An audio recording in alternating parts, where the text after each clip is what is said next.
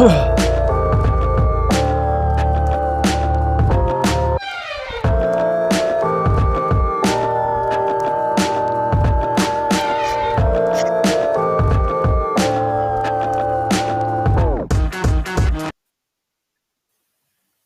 what's going on, y'all? Welcome back to a brand new edition of Snaps. It is the first day of the final month of the year. That's right, December 1st, 2022, which mean only one thing, all right? We are here at championship weekend of college football, our favorite sport. As here on Snaps, we are a college football podcast. I am your host, T-Bob Hebert, joined by your other host, LSU and Georgia legend, Mr. Aaron Murray. Aaron, what's up, man? How you doing today? Just ready for my dogs. I'm going to start every show, T-Bob, because I know you love when I bark at you. And my dog just looked at me. I need her to calm down. I don't want her to start barking. No, it's a beautiful day. The weather is beautiful. And T-Bob, you are T-minus, I don't know, less than 12 hours, 24 hours from baby number 3. Do you have any feeling let right me now? think. We are, Girl. we are probably about 15 hours away, maybe 16 hours away. I am feeling a girl. Most likely it's because it's all I know. And it just, I don't know. I'm feeling a girl, thinking maybe Camille, maybe Madeline. I don't know. It's kind of keeping with the Alice and Odette, the vaguely French naming conventions that I've fallen into. But yeah, we will see. We will see. I mean, I'm about to have an incredible weekend, Aaron. Okay, first, I'm going to welcome a new child onto this earth. And once Mama Bear and the baby are good to go, your boy is going to be ecstatic. I am going to be feeling wonderful once everybody is healthy and here. Then Saturday morning, I'm going to be treated to the U.S. men's national team beating the hell out of the Dutch, because I've always said this, okay? I hate the Dutch. I hate everything they stand for. Okay, I hate advanced drainage capabilities to make swamps into lands that you can live and create civilization on. I hate windmills. I hate tulips. I hate bicycles. I hate civilizations that allow for the ease of use of bicycle transportation. Like, these are things that have pissed me off since before I could talk, and they're all represented by those scheming orange bastards. So, baby tomorrow, beating the Dutch Saturday morning. FYI, my wife is half Dutch. Her dad's from the Netherlands, so. Yeah, well, that's why I screwed up her name the other day. Okay, on purpose. It was classic Dutch Shannon, as we always call her. Shannon, old Dutch Shannon, Dutch Shannon. God. Anyway, so new baby beating the hell out of the Dutch Saturday morning, and then becoming the first 3-loss SEC champion since the 2001 LSU Tigers did it 21 years ago when they beat the second-ranked Tennessee Volunteers that were going to the Rose Bowl, going to the national championship. Well, guess what? The Tigers about to get that SEC ring, and it's going to complete a perfect weekend for your boy, dude. I mean, baby, USMNT going to the quarterfinals, LSU winning the SEC. Let's freaking go, dude. Hey, listen, going 2 for 3, T-Bob, will put you in the Hall of Fame. Just know that.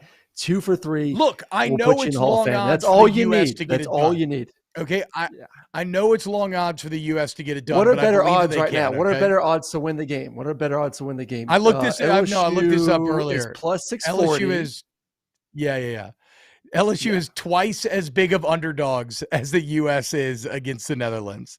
I think that the U.S. now is like plus 320. Somewhere around there. US and LSU's US plus 180. Plus 180. Oh, shit. Okay, there you go, dude. 3x. So a much more better underdogs. Don't go losing your diaper money on LSU winning the game, but you can parlay the 2 for plus almost 20 to 1. Yes. T-Bob, we'll don't be a little T-Bob, bitch. New baby same game parlay, dude. Or the get FanDuel on the horn for the new baby parlay play.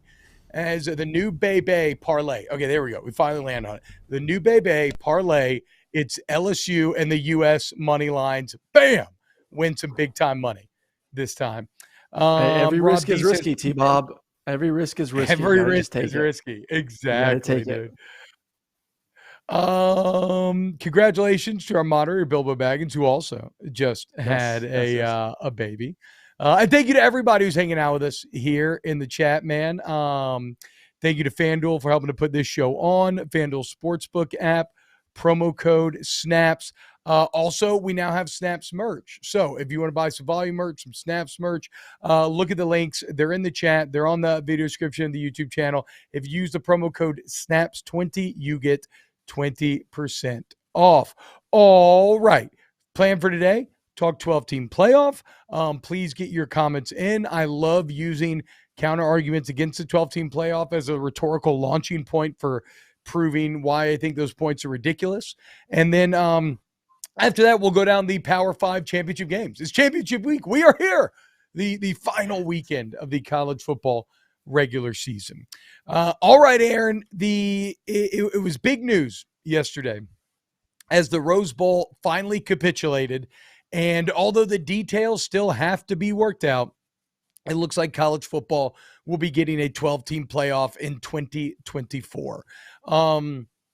I think this is huge because, like we talked about yesterday, I think this year's playoff setup in particular kind of shows the absurdity of the current system, right? That you have 4 teams that are already in and are being challenged with conference championship games that arguably one, maybe 2 of them is having to put that status at risk, while others are just getting to sit at home and not do anything and maybe stand to benefit off of not doing anything and not accomplishing the same things these other teams did in the regular season. We talked about how stupid that is. Well, it looks like we won't have to do it again, Aaron, but one more year, because now in 2024, a 12-team playoff. Let's go, dude. Let's go. And I love what the just reading articles about this right now. The Rose Bowl, love the Rose Bowl. It's the granddaddy of them all. That the stadium's incredible, the tradition's incredible. It is the game. But they're the ones kind of been holding things up a little bit right now. They wanted special treatment to kind of go along with the plan, and essentially, college football said either you're in or you're out. You're in or you're out. We ain't gonna make any special special circumstances for you coming in.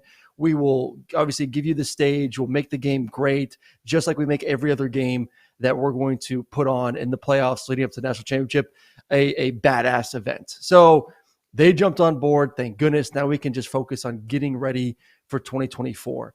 And to me, if I'm a team that's not Georgia or Alabama or Ohio State, I am jumping up for joy right now. And I'm calling every single recruit saying, hey, listen, you're a freshman or sophomore year, whatever you're coming out.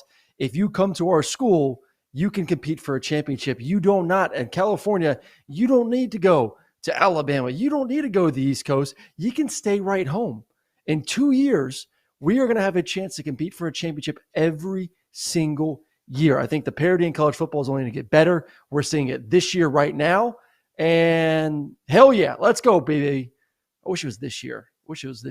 But no, I mean, look, so it's kind of an odd conversation because to me, it feels so obviously exciting that I almost need comments that disagree to be able to show why I'm so excited about. Like Rob D in the chat says, 12-team playoff is going to take meaning out of big-time regular season games, but add value to 8 versus 13 matchups as a trade-off isn't worth it, IMO. But whatever, it's happening. Well, here's my deal, Rob. You hit it right there. You say it'll take meaning out of the big-time regular season games. I don't agree. I think it adds value to way more regular season games, right? A couple of weeks ago, you had Utah and Oregon. Because of the current playoff setup, we did not care about that game nearly as much because both had already misstepped enough where they were eliminated. If we had the expanded playoff, that game would have been a game that could have almost been like a pseudo playoff game. Let's say that Texas A&M against LSU last week. Let's say that Texas A&M was also 9-2 entering the game, or 8-3, right? You're going to have more games in the regular season that end up mattering. And you can still say the big time games matter because, as I imagine that we will see in a 12-team playoff, getting a bye is massive. Think about how exciting it is to get a bye week during a football season. Like, people get angry about when they don't like where their bye falls, if it falls too early in the season. As a player, the bye week is an incredible opportunity to rest your body, to kind of reset for what comes next. So no, there's still rewards to be had for winning those 1-5 matchups. But yeah, I mean, to me, this just makes every game more exciting. Yeah, I think the big gripe I keep hearing about these, the regular season games not meaning as much. Everyone points to Ohio State, Michigan. That to me, that's like the number one argument right now. People say, well, that game last week wouldn't have mattered anything because one team could say, oh, well, whatever, we're in the playoffs, we're going to have to fight. Especially if you get to the point where these conferences do go divisionless, similar to what the Pac-12 does, the Big 12 does. SEC is going to get to the point, and I would think the Big Ten, when they do add USC and UCLA and possibly a couple more, they as well go divisionless. So I think the worry is, okay, those teams face each other, win or lose, doesn't matter. You're still probably going to be in. Even if you guys play each other in the conference championship game, you're in. So the game doesn't matter. Disagree with that. And I'll take it a different angle here, T-Bob. That's your rival. That is the biggest game on your calendar each and every year. It means a lot to the players. It means a lot to the fan bases. You talk about it for 364 days out of the year, 365 days, including the day. Like, you're not going to show up on a Saturday if I'm an Ohio State player and say, you know what, we got to play Michigan today, but we're still in the playoffs. So I think I'm going to just coast. I think I'm just going to take the day off. I think I'm going to relax. Like, I could care less if we win this game. Like, do fans really think a player is just going to take a day off against their biggest rival because they know they're going to be in the playoffs? No, they're not. These are you play the game, you love the game, you go out there and compete. So I don't think it's going to diminish it. I think it's only going to help more and more games down the line. It's going to help this weekend too. I mean, look at this weekend. There's one game that really matters, and that's it. What about if Clemson, North Carolina actually meant something? And the winner of that game could get into the playoffs. What if LSU had a legitimate chance to make it into the playoffs? And same with Kansas State.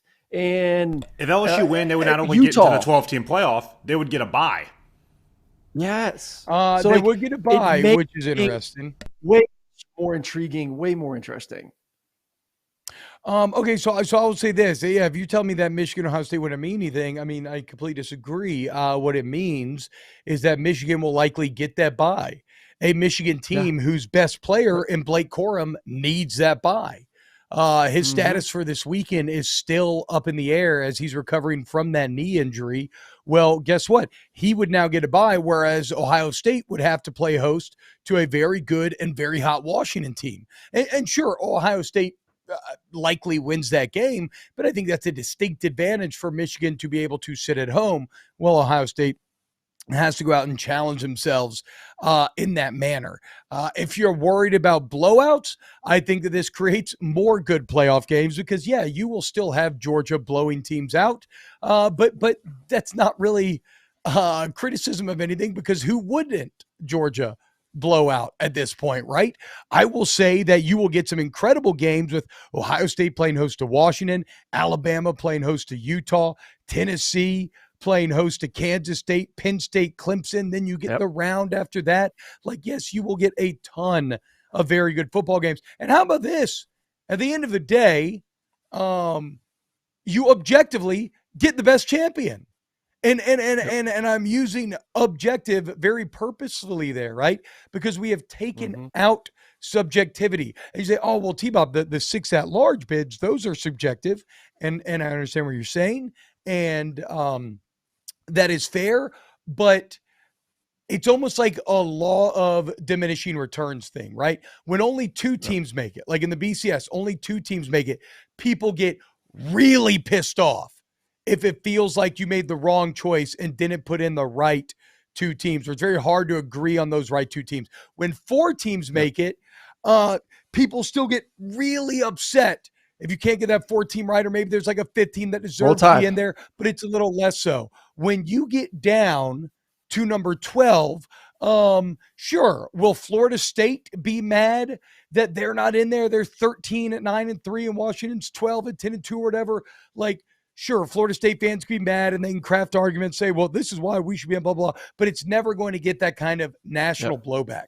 Because at the end of the day, you will have had the 12 best teams in college football have to solve it on the actual field, right? Which that's what this has always been about, is getting to a place where the football is not solved by conferences or rooms or subjectivity or opinion, but solving it with actual football. Because again, this entire year has been a year that has just reinforced and shown us that we don't always know what's going to happen. Ohio State was a big favorite over Michigan. Pretty much everybody thought they were going to roll. In the more extreme cases, what South Carolina randomly did the last 2 weeks. 18 to 22-year-olds are weird. They're young. They're full of variables. Yep. Things can go awry. And so I love, and the most important thing to keep sight of is that now you will get an objectively more satisfying champion when this will be all said and done. Well, listen, it also engages the entire country. What have people bitched about for the existence of this 14 playoff? It's usually centered right in the Southeast. That's it. It's Clemson, it's Alabama, it's Georgia. You throw in Ohio State there and a little bit in the little Midwest, but it's all focused on the Southeast. Like half the country doesn't watch football for January unless it's the NFL. Like they are not engaged with college football. So I think for the health of the game, to bringing more eyeballs and to bringing more excitement, to bringing more dollars, to bringing more competitive games, to keeping kids that want to stay on the West Coast because those programs are getting better. This was needed. Now, as a fan of UCLA or USC or Oregon or Washington, I'm just focused on the West Coast here. You have something to actually cheer for and pay attention to, and you get to watch snaps in December and January. I mean, I feel bad for our people on the West Coast. They probably stop watching snaps when all their West Coast teams are done. Now, all of a sudden, they get to enjoy snaps for an extra month. Like, how awesome is that, T-Bob? They get one more month of you and I pumping up the Trojan boys, pumping up the Bruins. That's good stuff. I'm all for it. Okay. Give the people what they want. No, I mean, I agree. I agree. Like, that is honestly the best argument that I've heard for the 12-team playoff is more people listening to this podcast. That is very well said, Aaron. Do you think that conference championship games have to go, or are conference championship games even more interesting because they kind of represent an outside path in, right? Like, what if Purdue, against all odds, beats Michigan this weekend, and then they would find themselves in the playoff, and then it would be Ohio State and Michigan taking up 2 of the 6 at-large bids? It's crazy to me. But I think that's when you need to get away from, I think the way to get around that, and I think it's going to happen too. I brought it up a little bit ago, is just getting rid of the divisions within inside the conference. That way we're not having to worry about, say, a Purdue getting in. We're not have to worry about a 3-loss LSU possibly getting in. Sorry, T-Bob. But you put 2 of the better teams in from the conference to play in their conference championship. That way, that the winner does deserve to get in because of the body of work that they put in during the season. So I think that's how you avoid that craziness. Hold up now, dude. I think Aiden O'Connell and company, I think they put in a hell of a body of work to win the Big Ten West there and get themselves to this conference championship. If they can beat a Michigan team that's undefeated and looks great, I don't know that I would argue they don't deserve to be in the 12-team playoff. Okay. They deserve to be in it, but I don't think they deserve to have the opportunity to beat Michigan is what I'm saying. Look, I guess my overall point is that I do think that there's a lot of details to still figure out with this, right? Yes. Does this eventually change the entire fabric of the college football schedule? Does week 0 become week 1?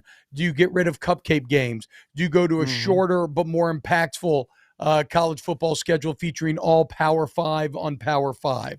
I think that eventually these sort of questions will be answered and we'll see the kind of ripple effects of all of this. But the bottom line is that this means that not only during the regular season are you going to have more premier matchups that'll either take away or give hope for making that postseason, but then you'll also get way more badass, super important postseason matchups. And if you love college football, it just seems like a massive win for everybody.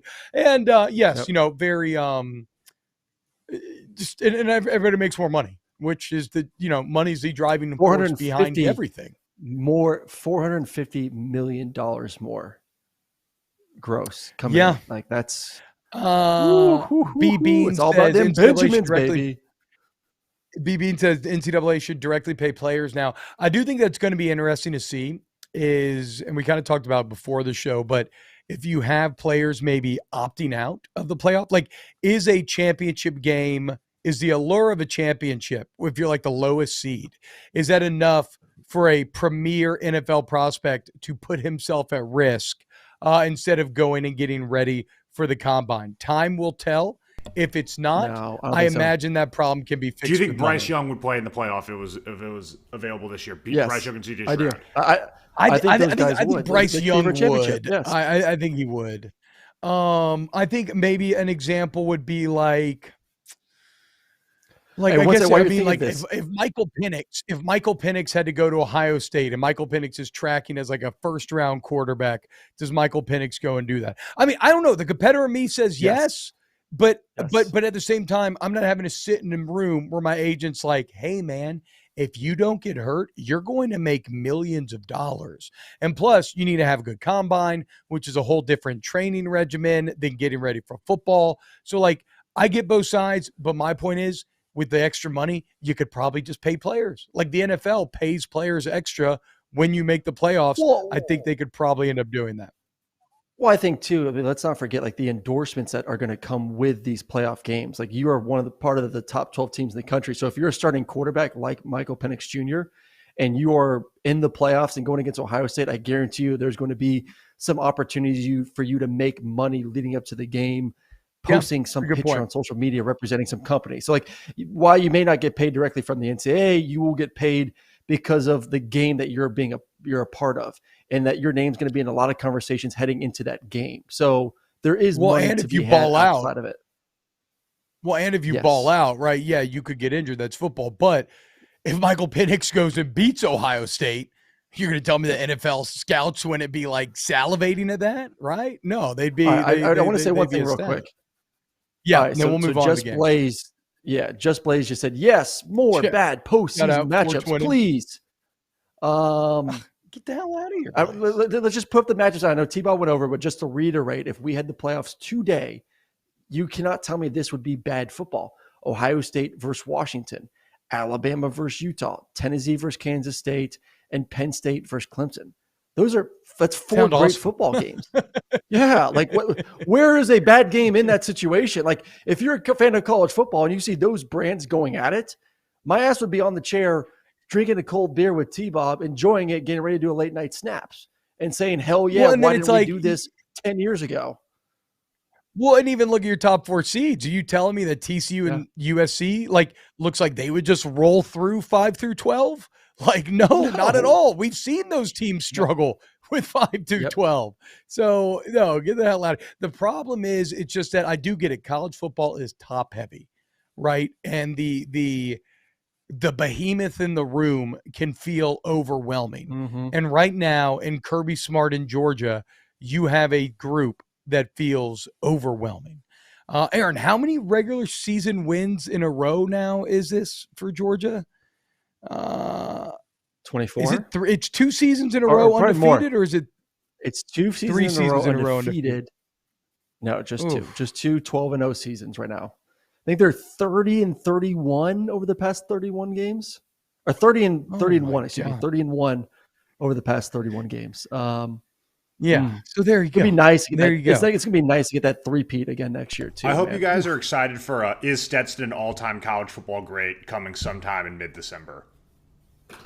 You say that with a lot of venom and judgment in your voice, Brum, and I understand what you're getting at because I don't think he's an all-time college great, but there is something to be said for him being the player most responsible for their win in the national championship last year. It's almost like it's an interesting conversation topic. It's like my whole job. And winning it. Damn you, you've sucked me in your producer wiles. You've basically spread your production legs and sucked me in with your temptations once again, because as I was going to say, I mean, you know, like if Stetson deserves his roses because Georgia hadn't won the Natty since '81, and it was very fun to clown Georgia for that. And it looked like they were never going to win it again. And then Stetson's the one who finally got that. And by the way, I won the barking poll. right? Yeah, Let's I just go, saw that dude. too. I'm a What better is this? barker than Your Aaron bark Murray. was shit. By the way, That's how not you even sound. close. I was Yeah. just imitating you. Oh no.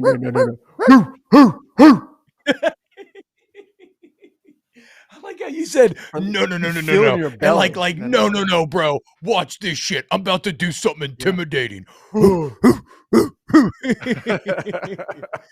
Oh my god, dude! Who would win in a fight? A fucking Bengal tiger or a Andy bulldog? J. Okay, answer me that question. Andy J. First off, He I doesn't am need more base. clearly I agree with Andy. engaging. He needs I'm more clearly base. engaging the diaphragm when I'm doing this. Like I feel it in the belly, the soul coming out. That's a Hulk scream. That's a bark. All right, boys, let's talk about the games. All right. Oh, my bad, bro. My bad. Okay, that was a little slap of the hand there. Okay, Yeah. let's get to the top games of the weekend, and we'll just go in chronological order here. And that means that we will start with tomorrow night's game. The Trojans, USC, and Utah. USC losing this game earlier in the season on a 2-point conversion in Utah. A game in which they kind of had a lot working against them in terms of circumstance.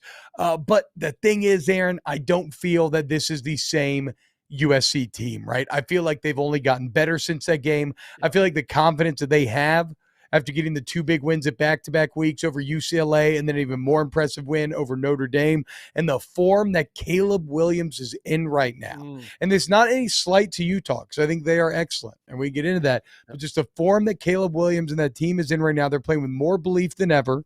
I think that USC, I think they get it done against the Utes. I think they get revenge, and I think they win their first Pac-12 championship since 2018. Ooh.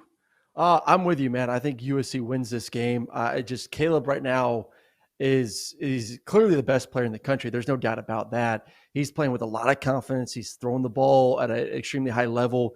What he's doing in the pocket, though, it looks like a professional going against a high school player. Like that's what I did back in high school. And I'm not even athletic, and I was doing that. Like he's doing that against good defenses, and it's just to me the game is slowed down so much for him that it's all coming to him at a very easy pace to be able to go make plays over and over again. The arm angles, the adjustments, the throwing the ball vertically down the field, they're going to be fine on offense. There's no doubt about it. They will score points against pretty much every team in the country, maybe besides, we'll see what they look like versus Michigan and Georgia when that matchup, and if that matchup does come about.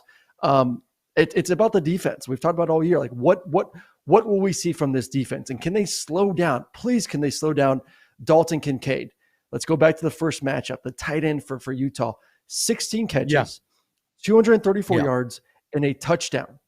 I mean, it's just outrageous stats were put up by him. So can you slow him down? Last week versus Mayer, the tight end for Notre Dame, one of the best in the country, 8 catches, 98 yards, 2 touchdowns.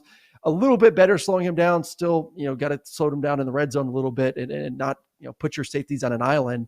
But if you can slow down the tight end spot and force someone else to beat you, I think the defense could be fine.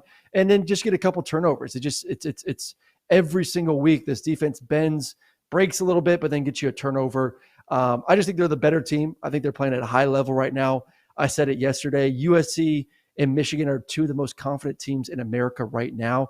And it's at a neutral site. They're not playing there versus Utah at their home field. I think that plays a big factor in this as well. Give me UCLA with a big win. I know that you couldn't help yourself just now at the end, but you did say UCLA with the big win. Sorry, USC. My bad. I don't know, bro.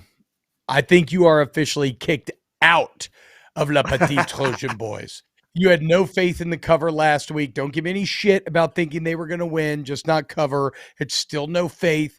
You just dropped a UCLA. You know what they call that, Aaron? A Freudian slip, okay?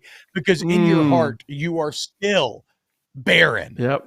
So I am the only Le Petit Trojan boy on the show. Look, Lincoln Riley may not be good at winning playoff games, but Lincoln Riley is very good at getting to playoff games. I did find this a bit interesting.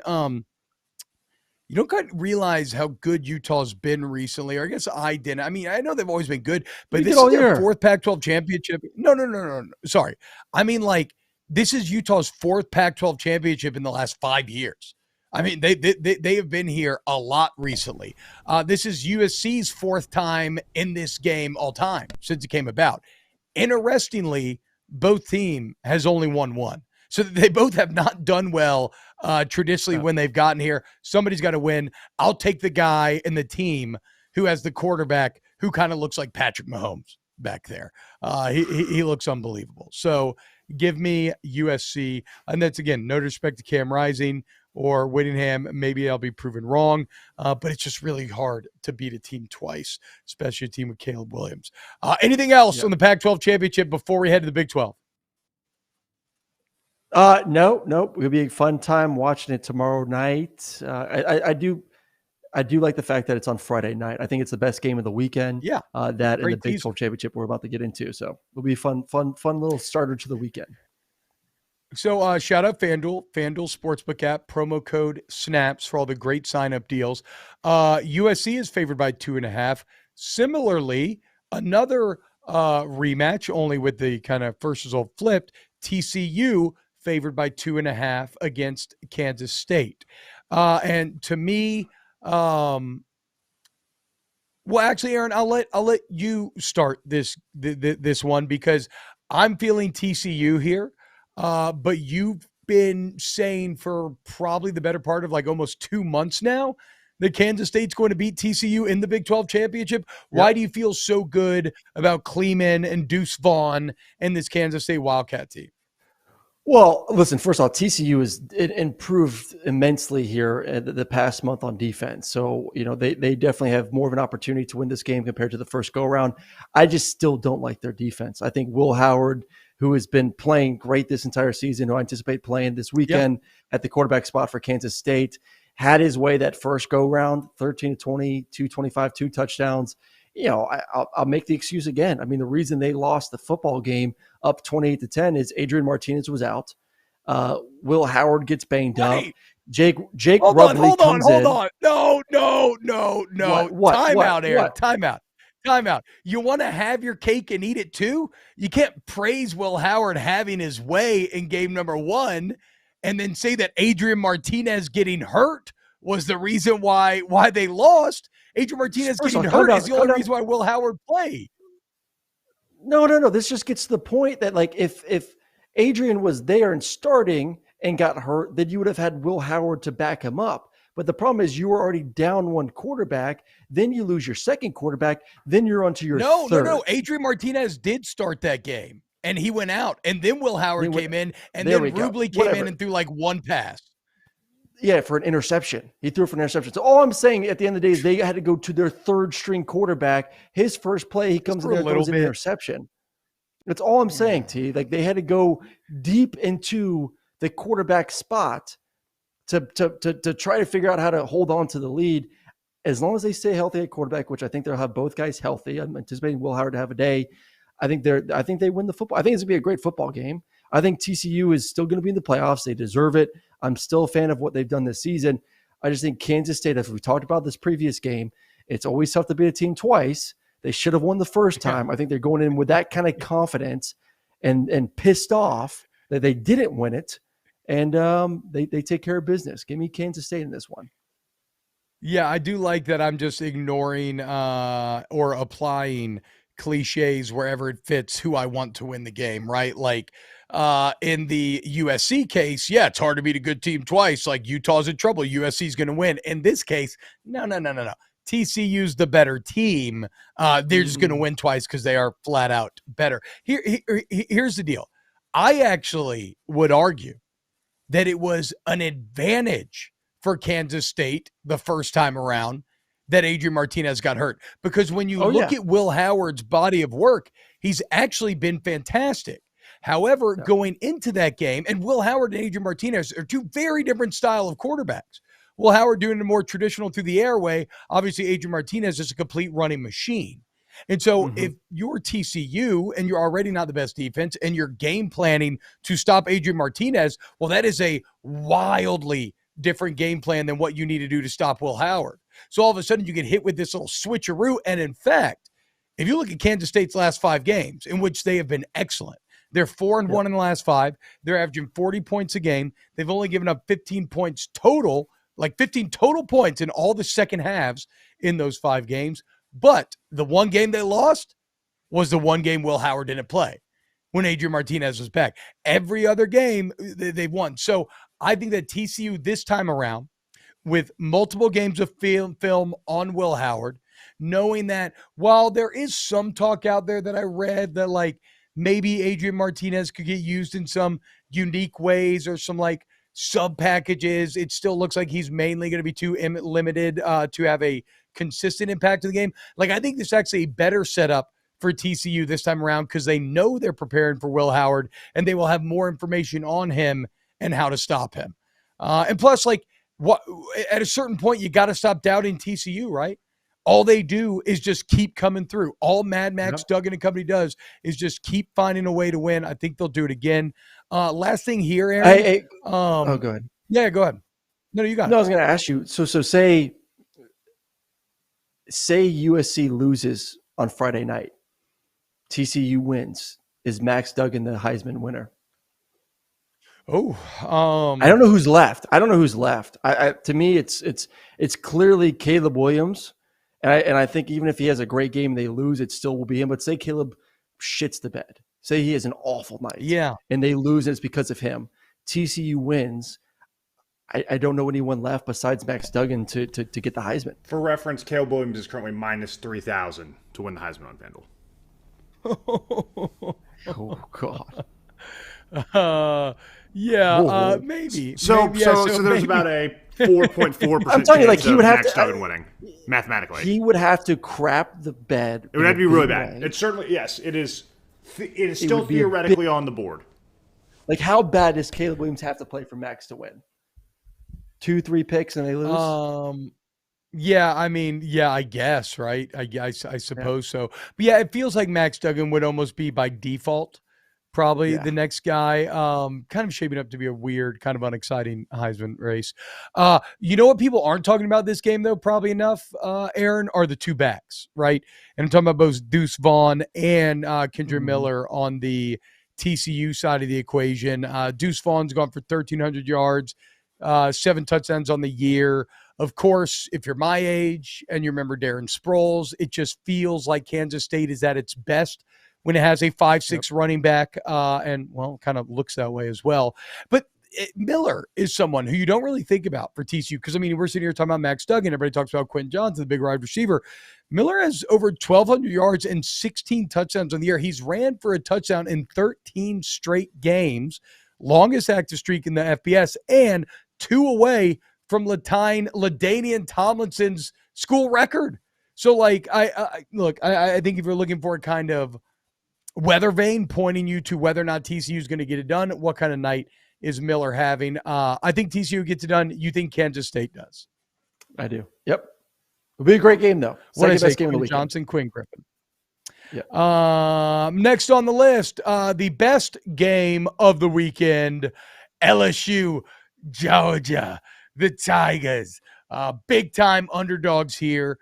You got to love the next level strategy from Brian Kelly. Like, this is how Brian Kelly got to being a top 5 coach in the entire country. He studied the tape. Okay, Aaron, watch the tape. You always say that. Brian Kelly watched the tape. He saw that Georgia is at its worst when it perceives you to not be a threat, right? When you play possum, if you will. So Kelly, looking to kind of take down the natural, the Predators' kind of natural hackles, like looking to maybe get Georgia at ease a bit. Kelly decides, okay, we've already won the West. If we go into A&M and we allow ourselves to be run over and look pathetic, well, that is the best possible path to having Georgia overlook us, and then we can catch them by surprise when they least expect it.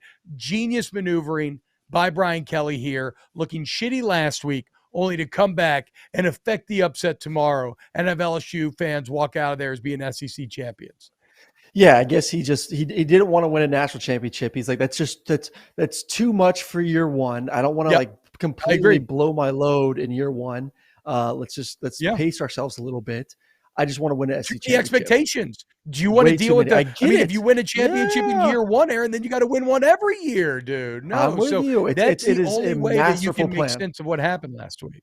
100%. You are. He is playing chess while we are playing checkers. Congratulations to him for these mind games right now. Listen, Georgia got punked last year in this football game. We all thought they were going to win. I was screaming from the top of Mercedes-Benz Stadium that Alabama was garbage, that Georgia was a better team, that we're about to slay this dragon, get this monkey off our back. Georgia fans, don't be a little bitch. Walk into the stadium with your chest up. And I walked out of there crying like a little bitch because we got embarrassed. Yeah, I was like, I love how he decided it's okay to say bitch at 240, but 241, so bridge too far. yeah, I just like sometimes it's just too much. He almost said, I bit. had him on my radio show Off the Bench this morning, and he almost said, don't be a little bitch. He said, don't be a little bitch. Ended up spelling it out. I know this. But anyways, they got embarrassed. It ain't going to happen again. I was talking with Chris Smith the other night, defensive back for Georgia, a guy that's been in, this will be his 4th SEC championship game. Like, how crazy is that? That, if you go to Georgia, you're going to be in Atlanta fighting for an SEC championship and then going to the playoffs. It's just what Kirby's building right now. But they want to win. They don't want to get embarrassed. They want the perfect season. Like, winning a national championship is amazing. That's all you could ever want. But we know it. Winning an SEC championship game is right below that. And then going for a complete perfect season is next level. So they're feeling that. They know they're the better football team. And Georgia they're in a spot now where they pick and choose when they want to go out there and kick ass. And I think this is one of the games where they do decide, okay, this is a Tennessee game. This is an Oregon game. This is a game versus Florida where we actually show up, play 4 quarters of football, and just dominate. The only way LSU makes this a game, I said it on your show this morning, T-Bob, they got to take some chances. They got to pick and choose. Like, when you get that one-on-one shot, you can't be scared. You got to go for the big one. Because if you think you're going to methodically move the ball down the field against this defense, you're in trouble. Tennessee couldn't do it, and they missed their shots. When the shots are there, you take them, but you better hit. Because right now, I just don't see any other way that LSU feels like they can move the ball up and down the football field. Aaron, it's kind of funny. I talk about Lincoln Riley being good at making the playoffs, not winning the playoffs. Georgia's been very good at making the SEC championship game. You'll have struggled when it comes to winning the SEC championship. Mm-hmm. Only 1-3 for Kirby Smart in these SEC championships. And I mean, you just look at, I'm thinking back to when I was a kid, dude. I remember watching that game in 2003 where LSU put it on Georgia's ass. I remember playing in the game in 2011 where LSU put it on Georgia's ass. I remember being at the game in 2019 when LSU put it on the Honey Badger. Georgia's ass. Badger fumbled the ball. Now you know the big difference in that game. The last two. You know the big difference. The last two. LSU is the number 1 team in the nation at that time. That's a little bit different. Yeah, a little bit different. It's the other way around now, T-Bob. We are the number 1 team in the nation now. As Rob D says in the chat, what about 05, buddy? You're right. Okay, I'd somehow forgotten about 2005. Actually, I had not. I was at the 05 game as well and watched that Georgia Bulldog team whoop up on LSU. But that's still 3-1, bitch. Okay? We're going for the gentleman's sweep this year. We're about to make that thing 4-1. Yes, BB, and I played with the Honey Badger. 2011 was my last year at LSU. Okay, here's what I will say is that realistically, we went basically position by position for the first hour of the show today and tried to be like, okay, how do you try to stop this? And it looks awful for LSU. There's just not an advantage to be had on the field. And especially maybe offensively, there's some things that I think are interesting for LSU, but even then, and I mean, when Georgia's on offense, but even then Georgia represents so many unique problems. Like, nobody has tight ends like Georgia has. LSU hasn't really had to deal with that. Nobody quite throws to the back as much as Georgia does. Maybe kind of Alabama Jahmyr Gibbs a little bit. But whatever, to me, the scariest part is the Georgia defense. Because you just look at the game logs from the last 2 years, and there's nothing to look at and be like, oh, we can do that, except for the SEC championship last year where Bryce Young threw for 400 yards. And I feel bad, but I don't see Jaden Daniels throwing for 400 yards this game. So, like, I almost feel like it's a game where if LSU wants to win it, it's like the old Malcolm Gladwell book, David versus Goliath, right? How do you affect an upset as an underdog? You have to be willing to be very risky in strategies that may make you lose worse, but also might have huge payoff. So, like, if there's a world where maybe you can get Jaden Daniels into this mindset of F it, if I can manufacture one-on-one, I'm just going to chunk it deep and see if my receiver can win that battle. Maybe you could get there, but I don't know, dude. I just do not see how you are supposed to move, especially because when you look at how Jaden Daniels has gotten shut down this year, Georgia's defense has the best personnel to reenact that shutting down. Yes, no, they do. I mean, that's the key too. I mean, how healthy is Jaden? How confident is he in running the football when things aren't there? You and I both agree you got to take some shots. Last year, the reason why Alabama won, Jameson Williams, 7 catches, 184 yards, 2 touchdowns, and Mechie had 97 yards and a touchdown as well. Like, I like LSU's receivers, but Jameson Williams ain't on that roster. So then obviously you don't have the quarterback that throws. What about Kayshon like Boutte, dude? What do you mean? Kayshon Boutte? You say Kayshon needs a game like that for his own sanity. He's gone for like 300 yards this season. What are Kayshon Boutte's stats this season, actually? That's a very good question. They have been nearly average, very non-existent. Average. I don't even know if he's getting average. Okay, he's a second receiver on the team. Yeah, Kayshon Boutte has 42 catches for 431 yards, averaging about 40 yards a game. Not great. All right. Oh, last thing, LSU-UGA. Wait, sorry, real quick here. Oh man, look at that. Oh, that's right. I forgot about that. Oh, look at that. Look at that. That's LSU beating Georgia's ass right there, dude. Look at your boy, huh? Oh, wait, no, that's not how this works. I'm over here. 53. Look at that. Great memories there, Aaron Murray, huh? Beating the Bulldogs. It's one of my favorite feelings ever. The 2 times I got a chance with me. To make sure to take care of that 2013 ass whooping in Athens was so much fun. So much fun. Best game of my life. But the game I always want to talk about, the day that we outdueled the Met show. That was a very fun day. All right. Let's move on. From bad news the to SEC. report, guys.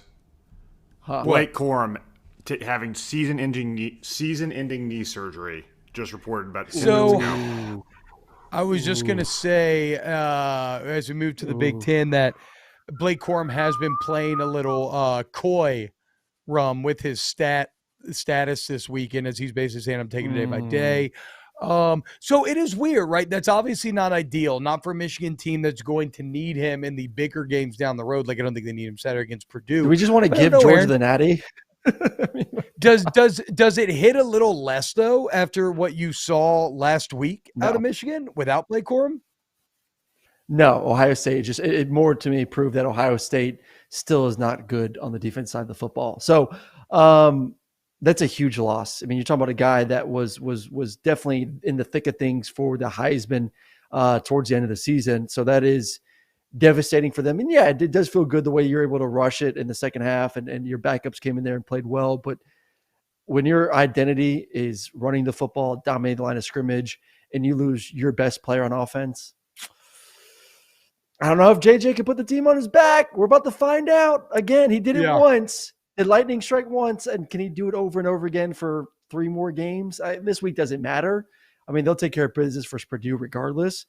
But yeah, it just, once again, man, I'm a dog fan. I'm feeling pretty good about this playoffs, especially now. That stinks. I feel for the kid. He's a hell of a player. I mean, are hell you of a player. Like you just you don't even know, because I guess these changes happen over time, but like, y'all are going to be Alabama. You guys are going to be the insufferable pricks that have no perspective and want to fire everybody. What's the line don't move get to, a first by the way? down and all these things. Unbelievable. What in the LSU game? 18.5. No. The Purdue Michigan game, has it moved at all? I wonder if it moves. I'm not sure. I might wait because I think Michigan covers the 16.5, and if it goes even lower, I don't know if I know Let's make some diaper money. Let's make some diaper money. Let's go. I don't know if I know what this means from Rob D in the chat. He says, T-Bob looks like he's ready to go out and climb into a deer stand while listening to Celine Dion. I like a good sounds like well, don't tempt me with the best compliment ever, Yeah. Hey, by the way, bet y'all didn't know this. Celine Dion's mom, an A-Bear. How about that? An A-Bear from Canada. So me and Celine related somewhere down the road. In terms of the Big Ten championship, yeah, look, Michigan's going to roll. I will say this, and this is no, I'm not a hunter, BB, and I'm really not. I'm not an outdoorsman. I'm a nerd. I'm much happier with a controller in my hand than a rifle. Though I enjoy hunting when I go and stuff. I don't go. I never go out of my way to go hunting, really. Okay. I know I fuck around a lot, but this is sad. So I want to be a little serious here. Did you see the story about Aiden O'Connell? Because if you're looking for kind of a heartstring story to cheer for, Purdue quarterback Aiden O'Connell loses his brother last week. They announced it today. His brother passed. His oldest brother passed. It seems that we don't know the details. Seems like it was unexpected. His older brother's passed. He still plays against Indiana. He plays well. He puts his team into the Big Ten championship. He was visibly upset on the sideline, right? He was crying into his towel. He was speaking a lot with the team chaplain. You hear his teammates talk about him, and reportedly, from what I've read, his faith is very important to him, and he's a really just good young man, leader of men, and he's actually had to be away from the team all weekend. He is helping prepare things for his brother and his family and being there for them, and then he is coming back into town to play in this game. So look, I think Michigan rolls, but in terms of who my heart and emotions will be with this week, it is very clearly Purdue. I would love nothing more than if Aiden O'Connell could somehow rise through this personal tragedy and give Purdue their first Big Ten championship since Drew Brees was the quarterback in 2000. And to be clear, he expressed some similar emotion last week, calling it the greatest feeling in the world, putting his team into this Big Ten championship game. So definitely a heartstrings narrative to cheer for there in Aiden O'Connell. And he was the eighth-string quarterback. I know, but he's had a good career too, man. I've enjoyed watching him go out there and execute and run this offense. So, I mean, that is a heavy burn for him last week and obviously into this week too. So prayers for him and his family as they go through this, and still amazing. That's one thing you do love about college football, T-Bob, and just football in general, is you lose your brother, but you have 85 plus other brothers that are there to support you. That's what to me is so special about the game of football, is the brotherhood. It's the love, it's the support.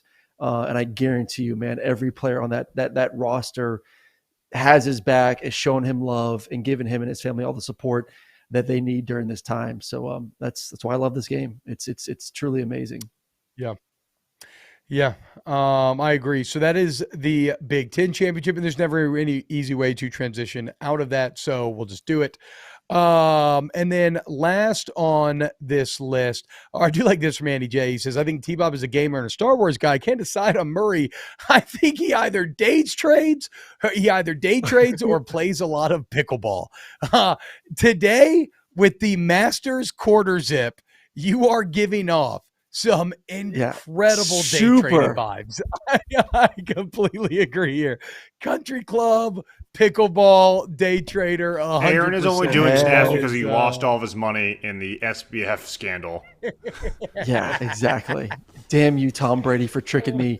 Damn you, Tom Brady. No, I did actually go walk a quick 9 this morning before the show. So I love me some golf. Love me some golf. It sounds like you're saying golf, like Jared. Golf with an L? Golf? All right. The Atlanta Athletic Club. I remember the Atlanta Athletic Club back in the day. All right. By the way, I meant to tell you this today. Somebody mentioned, we got to go, don't we? Never mind. Yes, we have to Clemson, go. Clemson, UNC. The only thing I have to say about this game, or the only it's just shocking how uninteresting this game is. It's really just, I just want to watch Drake May, see if Drake May can win the ACC. That'd be tight if freshman year he wins. That's it. So somebody mentioned Brandon Sutherland the other day. You know where Brandon Sutherland played? GAC. Played with him in high school. How about that? Huh? How about that, dude? All right. Hey, y'all have a great day. Huge thank you to everyone join us here on the show every single day. You know we love you. Huge thank you to the FanDuel Sportsbook app. Promo code SNAPS. Go buy some Snaps merch. Snaps20. Snaps20 going to get you 20% off said merch. Huge thank you to Uncle Colin and the Volume Sports Network for having us here. The next time I see y'all, I will be a father of 3. I will also be an SEC champion once again. So very much looking forward to Team that. USA. Aaron. Yeah, go Team USA. Thank you so much, Aaron. Thank you, Ryan Brumley, Paul Farrington, Pat Gunter, Danny Cardenas, all the excellent Snaps team. We love you all so much, and we hope you have a great day. Let's enjoy ourselves some college football.